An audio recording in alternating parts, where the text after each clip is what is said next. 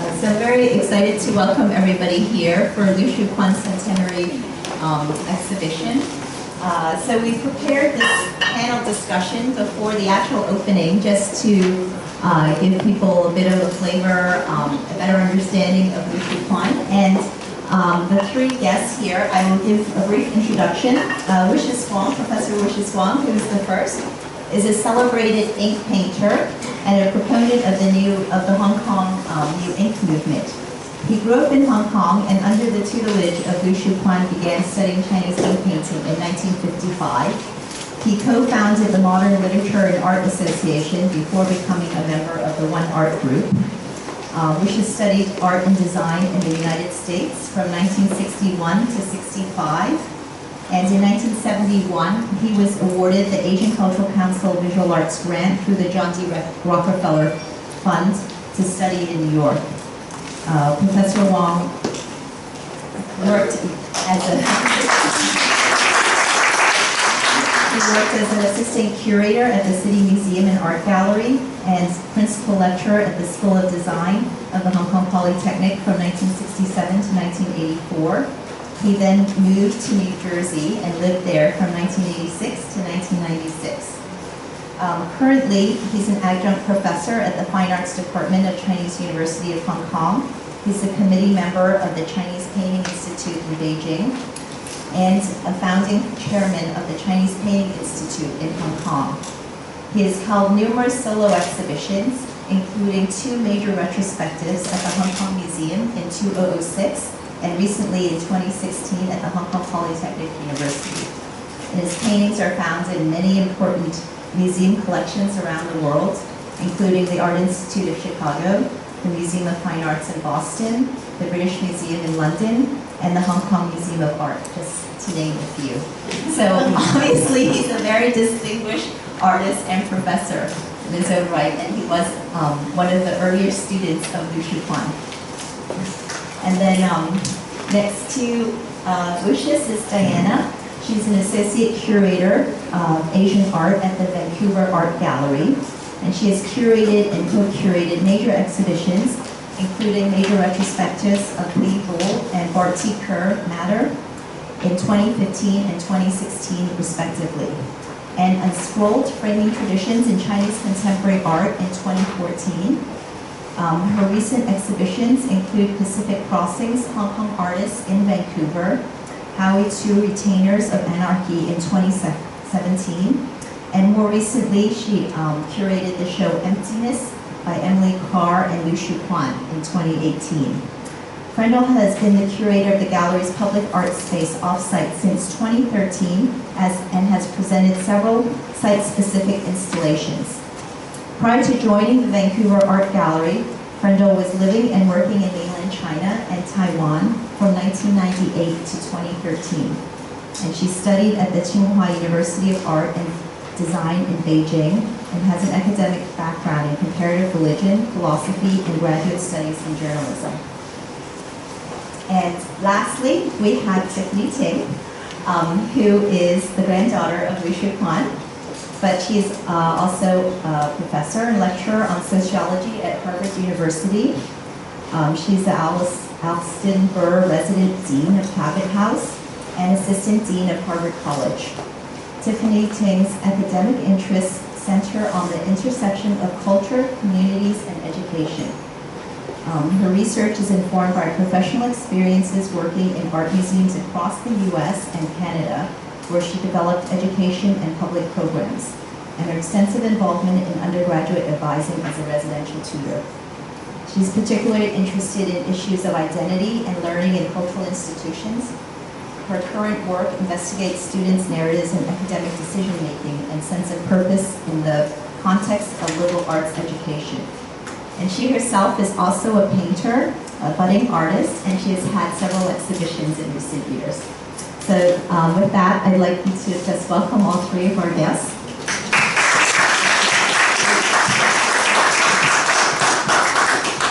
So the format of the talk will be a Q&A. I'll start with Wucius.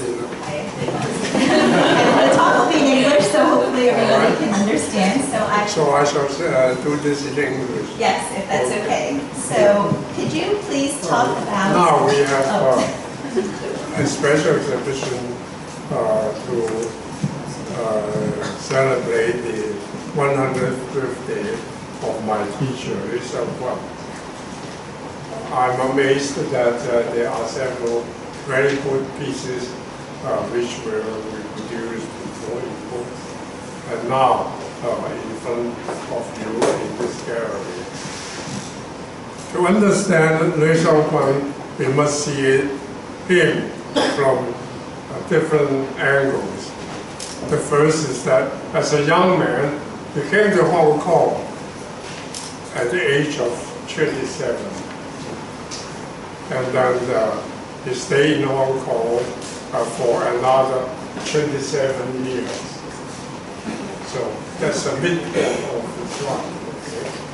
Then you see, when I read about his writings and essays on him, and what I know from different information sources, and I feel that when he was in China, Guangzhou,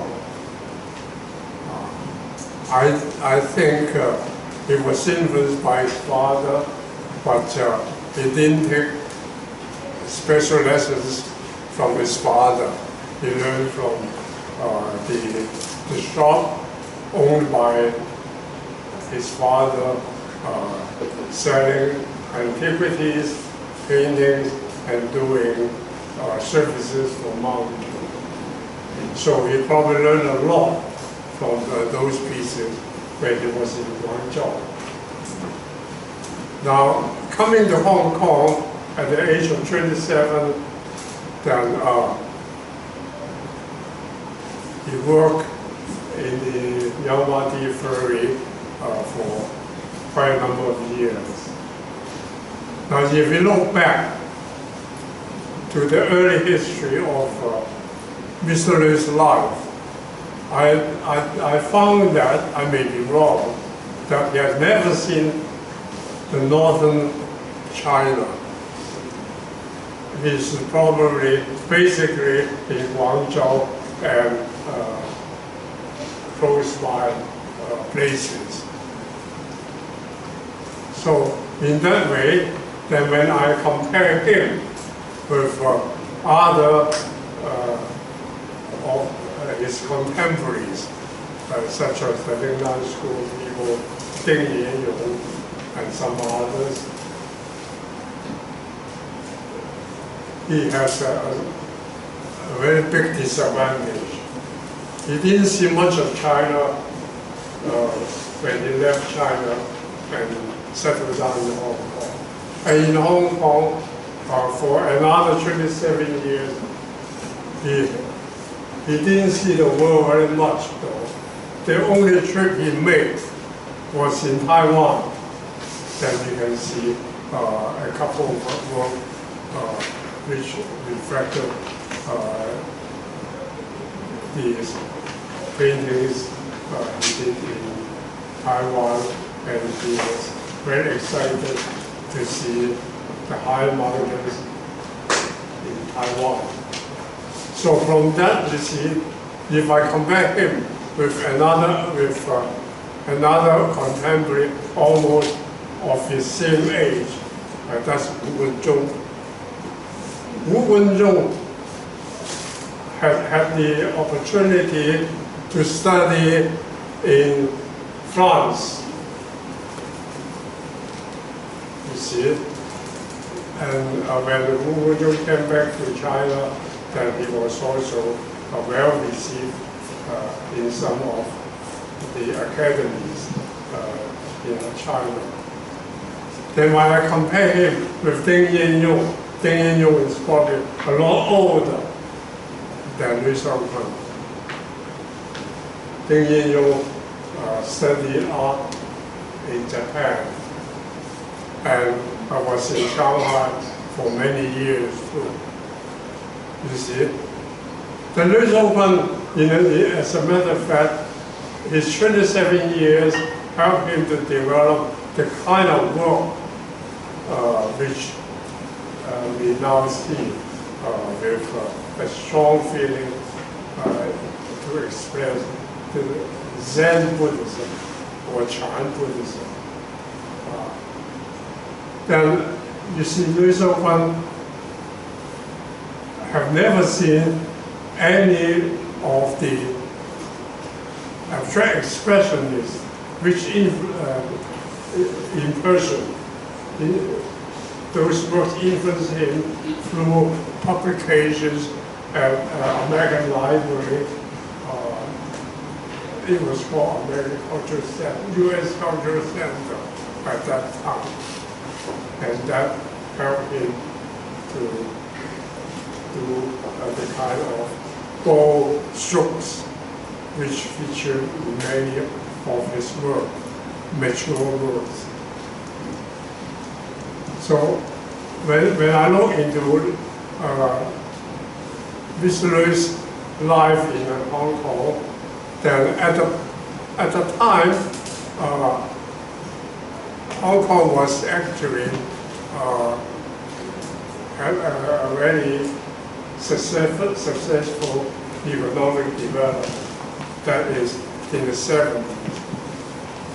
But he only had 5 years of that period, which stimulated him to do most of the work we are now familiar with. Then looking at his work, then you can also find that he had never seen any of the original works. They were all from publications. Then he read no English, but he was helped by a friend. They get together to make a translation in Chinese, the famous book by Herbert Reed, The Meaning of Art. I believe that the manuscript probably still exists, but was never published. So he was very keen to know what is outside Hong Kong and to know the idea behind the works from the Western world. So Lui Shou-kwan, in that way, developed completely from his own background, facing such influences, and he always insisted that the Chinese traditional painting is his basic foundation. He knows that he's not going to become a revolutionary, but he tried to develop a way which reflect the long tradition of Chinese art painting, as well as the possibility of what can do now with Chinese painting. So his differences from all his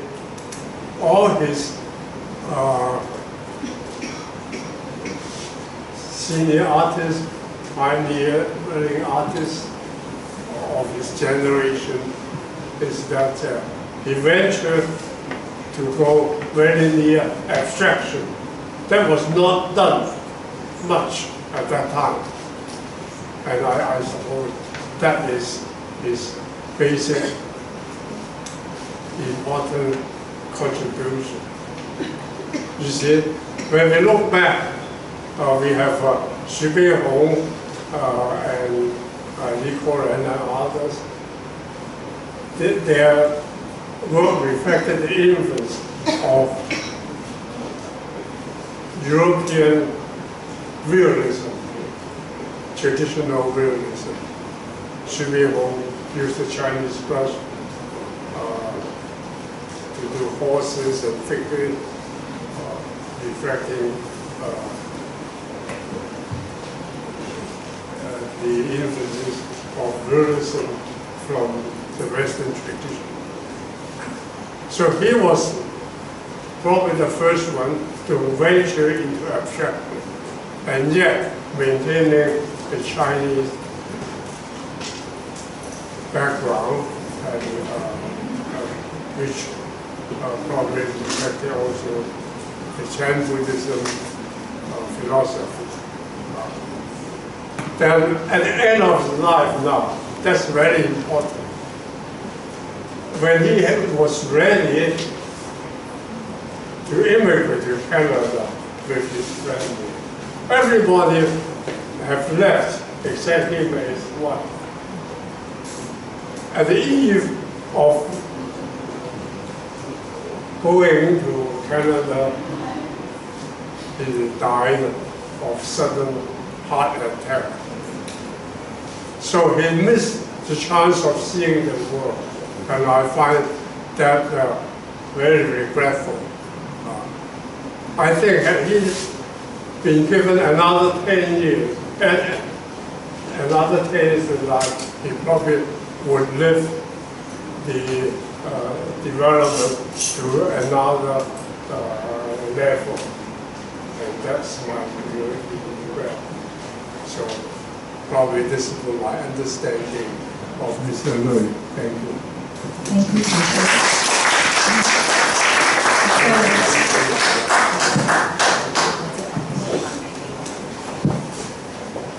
So actually, Wucius, if you don't mind, I'll ask you a few questions. Is that okay? Can I ask you a few questions? Oh, sure. Is that okay? So just to reiterate briefly, I mean, I think Wucius was saying how amazing Lui Shou-kwan is because he basically didn't really leave kind of the southern area of China, if you include Hong Kong. And he lived a very short life, unfortunately. He died when he was 54.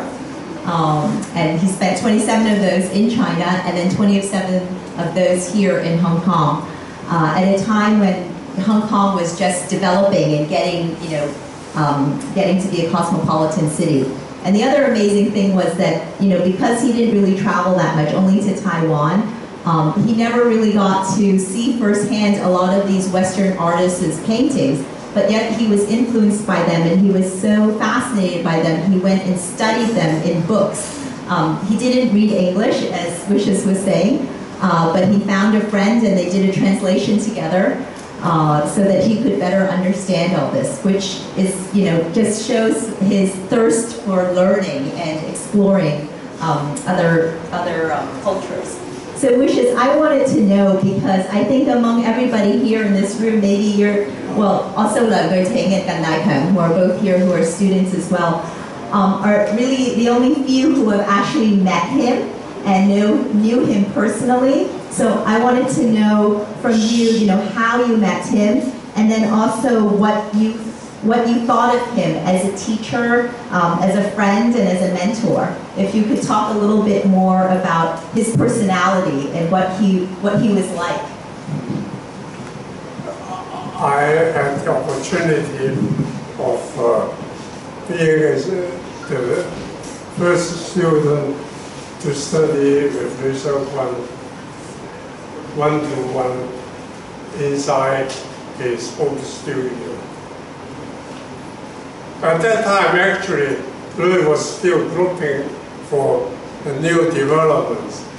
He hasn't developed the Zen paintings at all. I admire him because he had already copied, particularly the British artist Turner, the very famous painting Snowstorm. And then later he also copied other British artists such as Frank Sutherland, John Piper. Then he also copied the free dances of Matisse, and probably also Paul Gray. So in that way, he tried to use Chinese brush and Oriental paper to do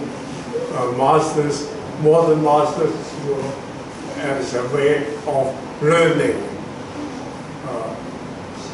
towards modernism. How to give a new life, inject a new life to Chinese painting, and that is he as his mission. When I met him, he was just half on his way in that development. So I admire him because he had the will and ability to do that, but is still not near maturity. But as an artist, I found Mr. Lui very versatile. He had copied Gongbi, the tight style of Chinese painting, very in great refinement, as well as the early Qing masters, naming early Qing masters like Bada and then he also studied a bit of the 4-1 masters and copied his work too. So in that way, I admire his versatility, and I make up my mind actually only to learn from my teacher the traditional part, because at that time I was already a developing artist towards modernism too. So, but I felt that I need the kind of skill of Chinese painting which Mr. Lui could help me to develop. So in that way, actually the first painting he asked me to copy under his guidance is a painting from the Dunhuang cave. You see it? He encouraged me to use my techniques to do the Dunhuang painting. And then he guided me to learn Southern Soul, masters, Marjorie and Southway, and then back to the Northern Soul,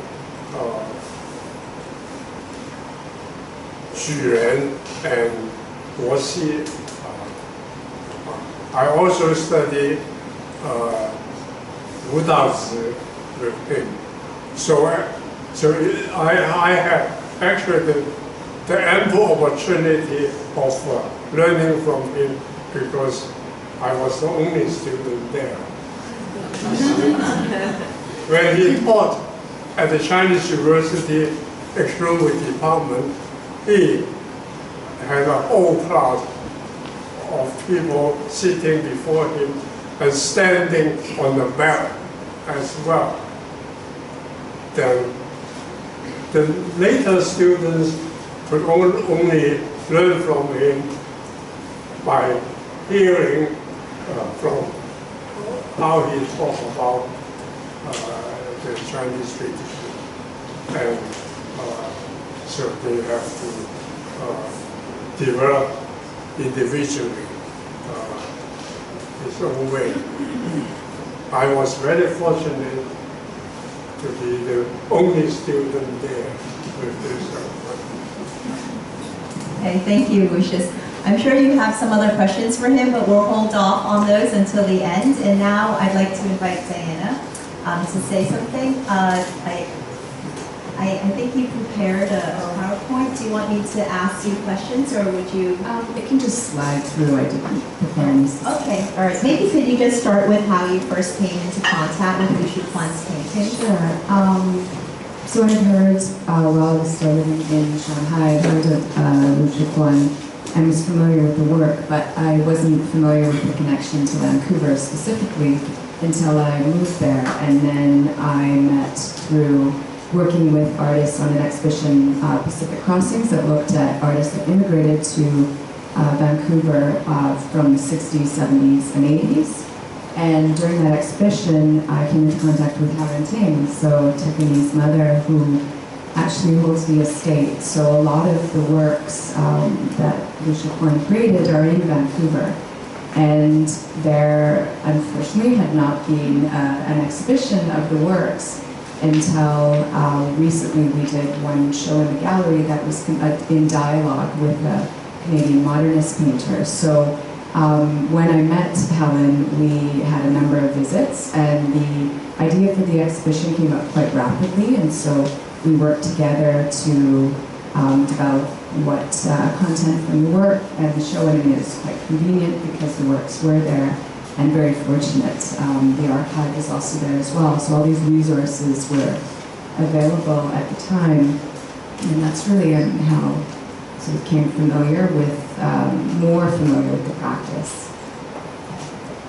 So for those of you who don't know, Helen Ting is the daughter, well obviously because Tiffanie is the granddaughter, but she's the daughter, and as Wucius had mentioned, a lot of the family members had immigrated to Vancouver in the 70s. And so, as Diana had mentioned, there never was really a solo exhibition or a show focusing on Lui Shou-kwan. Yes, until Diana curated this show. And the show is called Emptiness, and it was a pairing with Emily Carr with Lui Shou-kwan, which is actually quite an unusual pairing. So I was wondering if you could talk a little bit about how you came about pairing the two artists together. As Wucius was saying, they're from, it's really, the exhibition was, we have this ongoing exhibition that we call In Dialogue with Emily Carr. And it pairs her work, it looks like contemporary artists or historical artists that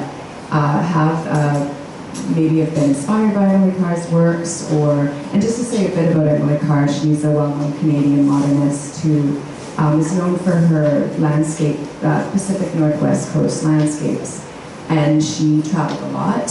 What she was really familiar with was the surroundings. So similar to Lui Shou-kwan in this way, that he didn't, as Wucius was saying, he didn't travel the world, but he really traveled his home and his city. And this was very similar for Emily Carr. She really traveled the Northwest coast. So she traveled all through BC and in the interior, along the coast. And this, when you walk through Vancouver, and for those of you who've been there, when you walk through Stanley Park, you feel like you're experiencing an Emily Carr painting. And I've heard from people before, they'll actually look to Hong Kong, and some of the landscapes that Lui Shou-kwan has made, you see depicted in the actual landscape. So in thinking about the exhibition, the title, Emptiness, and it's a conversation I had with Helen where she asked me why emptiness, because Lui Shou-kwan's works aren't empty and Emily Carr's works aren't empty. They're actually quite full. So I explained that the term was really coming from the Chan Buddhist idea of mindfulness, or Kong, and thinking of that experience of being in the moment, and how these two artists, where they do cross over, they're coming from different times, different traditions, different histories and cultures, but they're both artists who are through that believe in the ability of nature to sort of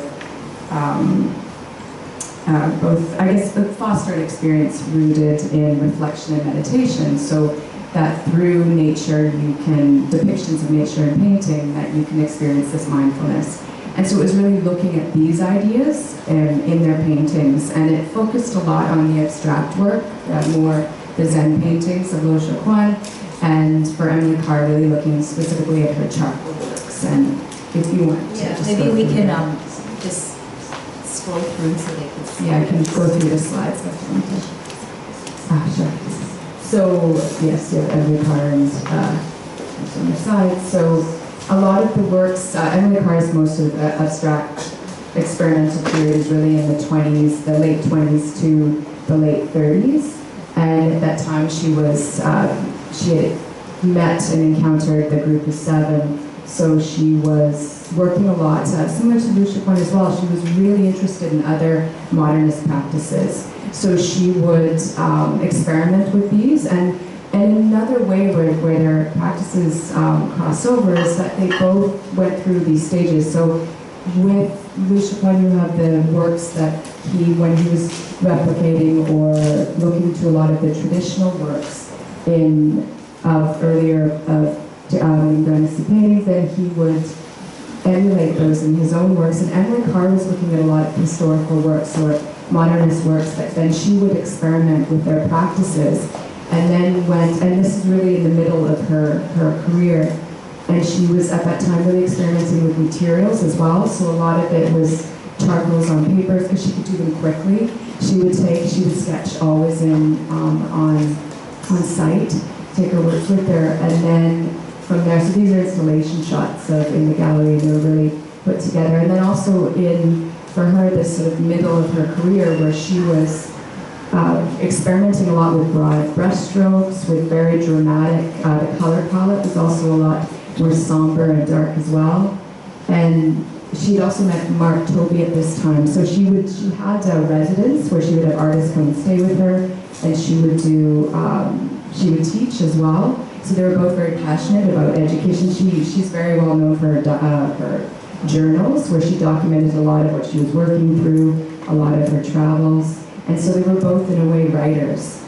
And some more of the gallery space. And then later in their career, she really came into her own. So that's where she sort of left expressionism and this sort of extreme abstraction and went more into these representative landscapes again, where she felt that she couldn't completely embrace extraction. And in a similar way, Lui Shou-kwan does return to more traditional practices, but and also inventing a lot of his own pictorial language, so a lot of the styles and brushstrokes that he has at that time. So it really looked at, although they're coming from different time periods, they were both showing the difference of crossovers, and took very much liberties in talking about two artists who never came into contact, but whose practices in similar ways cross over.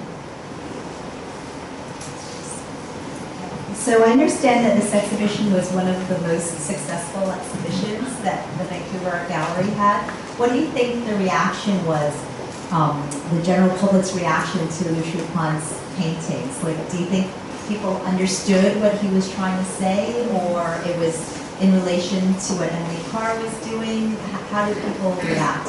I mean, to be very honest, in the beginning it was, I was unsure how it would be seen, if people would feel it's taking a giant leap to bring the two together. It resonated really well with the public. I think there's always, and we were talking about this, there's always this idea that that Chinese artists were looking to abstraction in the work, but that it couldn't be a look to the past. So then a lot of Lui Shou-kwan was looking at the historical experience with abstraction, or abstraction that was in earlier Chinese art. So in a way, he was looking to the past. And Emily Carr, similarly, is looking also to tradition in her work. So when she's coming into her own, and I think for a lot of people were looking at comparing the two practices. But also, Vancouver has a large a large Chinese population, so I think there's a familiarity of looking at ink art and reading ink paintings that exist in the city, but maybe never have seen them together. They're always sort of separated, and you have a room for Chinese art and a room for Western art. So I think it was, in some ways it was an experiment, but an intercultural an intercultural dialogue that allowed for that sort of speculative relationships to take place. And it was very successful. It was happening at the same time as Murakami, which was really interesting, because then you have, in a very contemporary sense, it was on the floor, 2 floors below. So you have this exhibition that's very contemporary, that's also an artist that's sort of pulling from tradition and Nihonge and traditional Japanese practices. So it was, in a way, we had this very distinct thread, but it was happening throughout the exhibition. So it was made for a really interesting audience too. So you had a very sort of young audience, which doesn't always venture up to see, because Emily Carr as well is considered this modern thing of the past that not everyone spends time with. Well, we were very excited to learn that the Vancouver Art Gallery had done this exhibition, because outside of Hong Kong, Lui Shou-kwan, I mean, he's very well known here, but outside of Hong Kong, there hasn't been that much opportunity really to see his work. In England, actually, I think it might have just ended, but at Oxford, at the Ashmolean Museum, they also are doing a centenary exhibition of Lui Shou-kwan. So hopefully there'll be more opportunities. Yeah, it's ending in 2 weeks' time. So hopefully there'll be more opportunities to showcase this artist overseas. And lastly, we have Tiffanie, who I'm sure many of you will be excited to hear from more of a personal standpoint. And I know that, Tiffanie, you had never actually met your grandfather. He had passed away before you were born, but I'm sure that he still played a very important role in your family's life. Do you think you could talk a little bit about how it was like growing up, with this family legacy? So thank you for inviting me to be a part of this event. I'm so honored to be here. So I was thinking about how to answer this question, and I thought about thinking about the idea of a family legacy coming to me in 3 life lessons. So I'd like to talk about sort of 3 stories relating to these 3 life lessons. Lessons about looking, loving, and learning. So first, I'd like to talk a little bit about looking. So as a young kid growing up, I actually wasn't really aware that there was any kind of legacy. And I think this reflects the fact that my family was trying to practice what they described was my grandfather's approach, that his thinking and his art is to be discovered by whoever wishes to discover it. So I actually never knew that much about the history or the idea of a legacy. But what I did know was that I lived in a home that was surrounded by paintings on the wall, some of which I understood as mountainous landscapes, a field with farmers carrying crops on their shoulders, and a seascape speckled with fishing boats. And then others that felt like those psychological ink blot tests that never ceased to capture my imagination. Sitting on the couch or lying on my bed, they called my attention over and over to examine them visually, constantly asking myself, what do I see? So growing up with these visual scenes, I think were my first lessons in learning how to look. They, taught me how to take the time to observe and see the details in nature and the world around me. I remember in grade 4, my teacher wrote on my report card that I had a tendency to stare out the window and daydream. What she didn't know was that I was observing the tree outside the window, how it moved with the breeze, how it caught and reflected the light. I think of the stories of my grandfather working at the ferry terminal, making the rounds, inspecting the boats, and all the while being encompassed by the majestic views of the harbor. And I think about the deep looking he must have done to take in the surroundings and imagine how to express what he felt and saw in his artwork. So, first lessons on looking. So the second lesson is on loving. So as a young kid, my grandmother and I actually were quite close. We didn't talk a lot, but we spent a lot of time together. She picked me up every day from school, and she was never late. She also never talked much about the history or legacy of my grandfather. But what I did know was that every afternoon, into the late evening, my grandmother would work diligently in the basement of the house I grew up in. In this basement, with a cold concrete floor and a vintage-looking orange rug and laundry machines, my grandma would be working on her hands and knees, unrolling and rolling up paintings that were taller than she was, one after the other, documenting in her perfect handwriting the paintings that had traveled over from Hong Kong after my grandfather died. When she was doing this work, she was in the zone, and we were not to interrupt her. So I was technically not allowed to go in when she was working, but I must admit I snuck in to take a peek a few times. So seeing my grandmother's dedication and the great care that she took of these paintings, preserving this part of my grandfather, I realized was an act of love.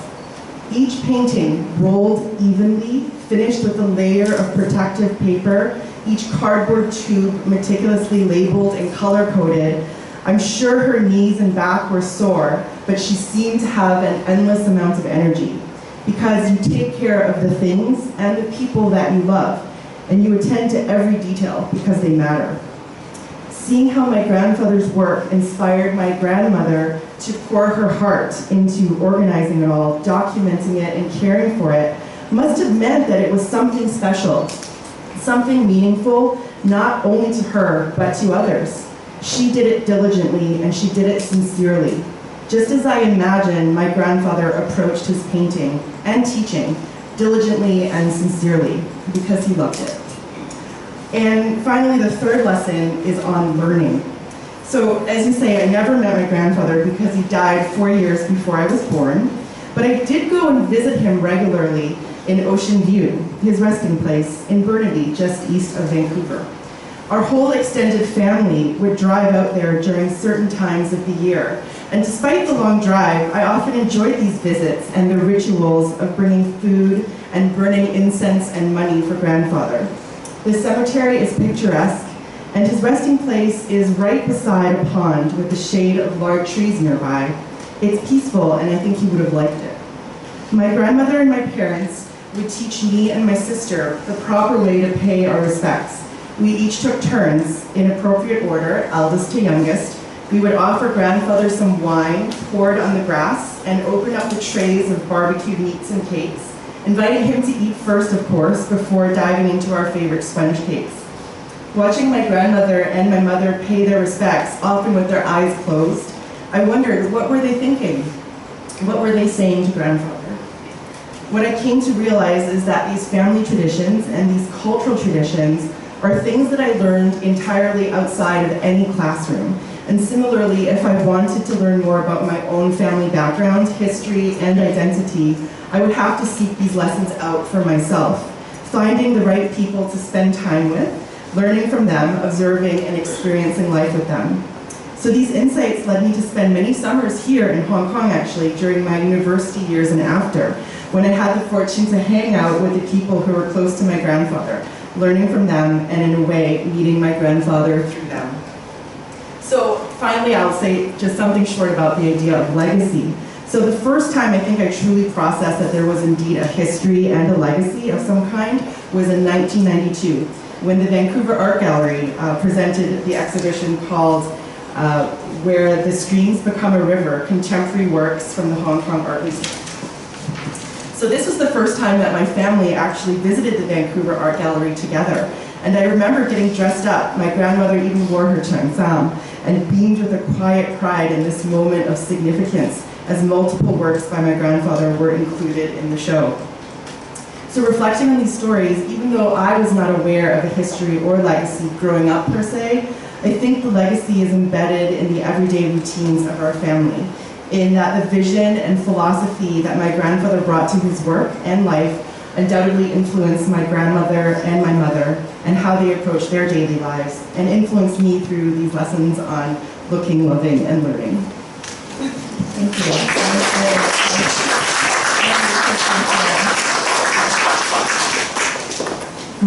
I was wondering if you could maybe also share some personal stories, maybe from your relatives, from your mother or your aunts. Yes, so this was an interesting exercise to ask my mom and my aunts about personal memories and stories about my grandfather, because I don't think they're accustomed to sharing in such a way as much often goes unsaid. But I employed my training in sociology and research methods and did my best to interview them.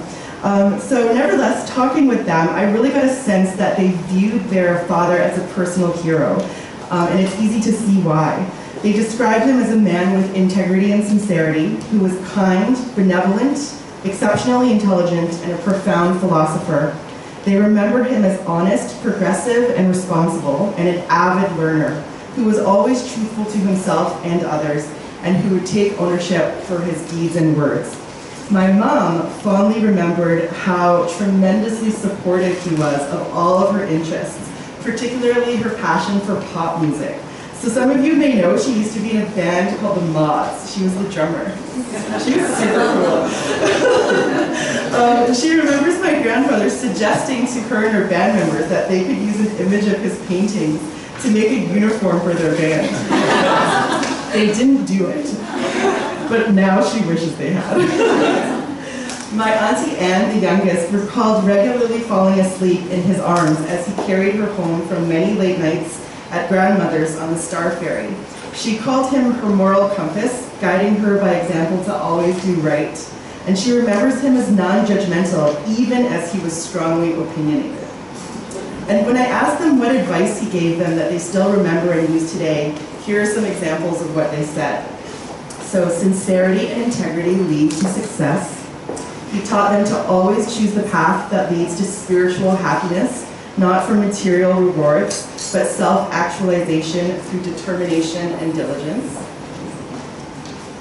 And he taught them to be independent, both physically and mentally, to strive for financial independence and to maintain a balanced life and good health, to have a clear mind and to know your limits. And then in these recent years, I've also had the good fortune to be able to get to know another one of my relatives who is a great storyteller. She's my Lui Shou-kwan, my great aunt, who is now 87 years old. And lately she's had one story on her mind, and that's the story of my grandfather's last day. I was really moved by this story because I felt like it also allowed me to get to know yet another dimension of my grandfather, which I had not previously known. So according to my Lui Shou-kwan, though my grandfather likely came across as a very serious person to most people, he had a great sense of humor, and they had what sounded like a very joyful rapport full of witty exchanges.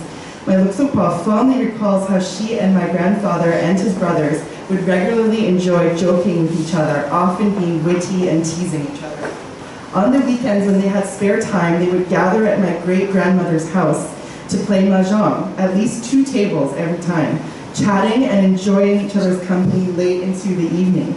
On my grandfather's last day, they had a change of venue and played at his house on Waterloo Mountain. According to my Lui Shou-kwan, he was having a very lucky day. He won big from the horse races and was beating them all at mahjong.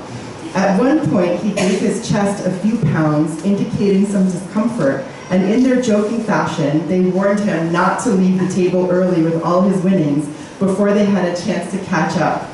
He reassured them, "Don't worry, I'm not going anywhere until I finish this game with you."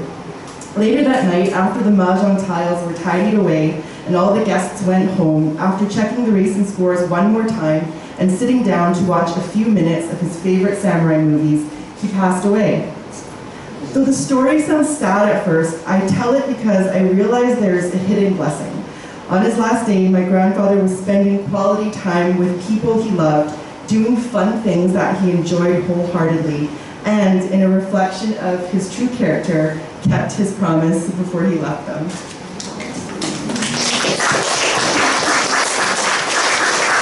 That's very touching sharing, thank you. I just wanted to ask you one last question, because I know that recently you have been spending more time developing your own artistic interests. And so I was wondering if you could talk, or if you think, how your grandfather maybe had influenced your artwork. Yes, so I think in many ways I've answered this question because his influence has just permeated how I was raised and how I've learned to look, to love, and to learn. And these qualities, I think, are all embedded in my own painting. It's true I never met him, but I feel like I met him through many people. And I think this is a real gift that because of him, I've been able to have so many mentors in my life. It's as if he is a thread that has connected and brought this network of people together. A network of diligent, kind, creative, and caring individuals with vision and skill. And they take the time to teach me and give me feedback, and to help me learn more about my grandfather and myself. When I'm in Hong Kong, I've had the great fortune to meet and talk to mentors such as Mr. Wong and Mr. Ken and Mr. Leung, and I just follow them around however long they'll spend with me, wherever they'll take me. The other day, Mr. Leung took me to an art store to help me pick up some materials and just shared stories with me about what he learned from my grandfather and what he's learned in his own practice. And in Vancouver, there are another set of artists that I consider my mentors who also never tire teaching me. And so I think that the way my grandfather has influenced me is that he let me know a path was possible. And this path is something that I'm to define on my own and together with all of these mentors. And so academically, artistically, and personally, I think this has meant a lot for me. In a way, he provided and continues to provide a path back to myself, a way to connect with my Chinese roots, my history, language, and identity, and all of these qualities and ideas I think I try to think about and meditate on when I do my own work. Thank you. I had one last question. I'm not sure if everybody wants to start looking at the art, but I just wanted to ask each one of you, maybe if you could use one word to describe Lui Shou-kwan, what would that be and why would you say that? Who would like to start? Maybe Diana?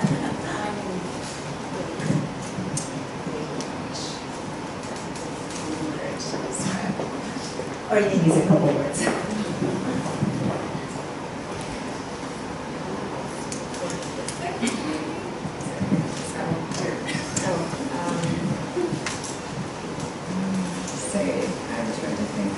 Maybe prolific. I mean, he was producing so much and writing so much and thinking so much and shared so much. So, I mean, it's, yeah. Thank you. Wucius, if you could use a word to describe Lui Shou-kwan, what would it be and why? A pioneer, or I think maybe he already spoke about it during his speech. I think he knows somebody. That's okay. That's okay. Maybe Tiffanie, do you want to share? I was trying to think of something clever to say, but I actually think it's quite straightforward. Like, when I think about one word, it's, besides grandfather, right, would be teacher, in the true sense of the word. And as someone who works in education, thinking about the idea of teaching and learning, you know, in my experience, true teachers are always lifelong learners themselves. And so I think from what I've learned from all of these wonderful people I've been able to meet as I've learned more about my grandfather, he seemed to be this avid lifelong learner and a true teacher that's able to still bring people together to talk about art and ideas, which I think is amazing and feel so lucky to be a part of. Thank you. I think that's very insightful. I think one of the important roles that Lui Shou-kwan played, you know, besides being an artist, was definitely a teacher as well. He had so many students, you know, as you can see Wucius Wong here, and many other students who have become very successful ink artists in their own rights. And I think he's left a very long legacy in terms of writing. You know, he was an avid writer, an avid scholar. He did a lot of research, so definitely, you know, I think Tiffany's insight is spot on. So I don't want to. I'm not sure if anybody has any questions. We can open it up for a few questions. I'm sure people are interested in seeing the actual work that is on the wall that you haven't had a chance to yet. I just wanted to speak really briefly about this exhibition, the Centenary Show. I wanted to try to make it a retrospective, but the space is very limited. So I tried to select about 20 paintings that hopefully are representative, starting from 1957, one of the earliest works, which is in that room there, going all the way up to 1974, which is the year before he passed away. And also just kind of showing the diversity, like Diana was saying, that he was very prolific. So I wanted to show the diversity not only of his Zen paintings, which everybody recognizes, is easily recognizable, but then he also painted in different, he did different works like landscape paintings, which you can see some there. And sometimes people have this misconception and they think, oh, he did landscape painting at the beginning, and then he went on and then he developed the Zen painting in his mature stages. But I think actually if you look at the dates of some of these paintings, he continued to do landscape paintings, quite late into his career. So he kind of went back and forth between the two, and it wasn't all exclusive. So that was something that I wanted to highlight in this exhibition as well. And also to showcase that his works, now when we look at it, it looks very contemporary. And I think as Wucius had mentioned, abstraction in the 60s and 70s, what he was doing was actually, very pioneering. Nobody did that type, nobody did abstraction with Chinese ink painting at the time. So, it's something that's very special, and that's why, hence the title of this exhibition, Pioneer of New Ink Art, because I really think he was a pioneer, and he's somebody, that's very, very special and important in this New Ink art movement. So with that, if anybody has any questions for our three guests, I think it's quite rare opportunity to be able to speak to one of his students and to speak to a scholar who has done research on Lui Shou-kwan and to speak to Tiffanie, Lui Shou-kwan's granddaughter here. So if you have any questions, I welcome you to ask. Your grandmother, how many works, how many pieces of work did she have? And also, is that something chronologically kept, like the beginning of his painter's career to the end? And does Wucius do the same kind of thing? Like he keeps his own legacy in kind of artist collection? I think it's hard to know any numbers. I think there were too many for me to count. As like a 6- and 7-year-old, it just seemed like a forest that she was surrounded by. Tens or hundreds? I can't say specifically, but what I can say is that I think with the help of these amazing colleagues that I've been able to meet, like Diana, Josh, and Raven, etc., they've been working so hard to help document and catalog sort of all the works and locations and years and whatnot, and so it's been a tremendous effort. Are there any other questions? Or perhaps you can go up and ask them individually if you'd like. And is there any literature or magazines or books that have been written about him? And I think some of them are out of print. Are any available on Amazon or something like that? so we've actually, our gallery has published quite a few publications on Lui Shou-kwan. This is the fifth solo exhibition that we're holding of his. We've been working with his family and with the estate since the 1980s. And in fact, for this exhibition in particular, we have published a beautiful catalog that has all these works included, and there are 3 essays in there. One was by me, and then the other 2, one is by Ellen Huang, who is a curator at the Stanford University Museum, who recently held an exhibition on ink art that was part of Jerry Yang's collection, and Lui Shou-kwan's work was included in there. So she's written an essay, and then as well as Sheila Vankar, who is the curator at the Ashmolean Museum in Oxford. So there are some essays in there that you can read about. We've also written or published other catalogs from our previous exhibitions, which are also here and are available. He's had also many other publications. Hong Kong Museum has published, has published catalogs of his exhibitions in the past. I think we do have some of them here from previous, major exhibitions. So you're welcome to have a look at this. So with that, I'd like to thank our 3 guests, Wucius, Diana, and Tiffanie.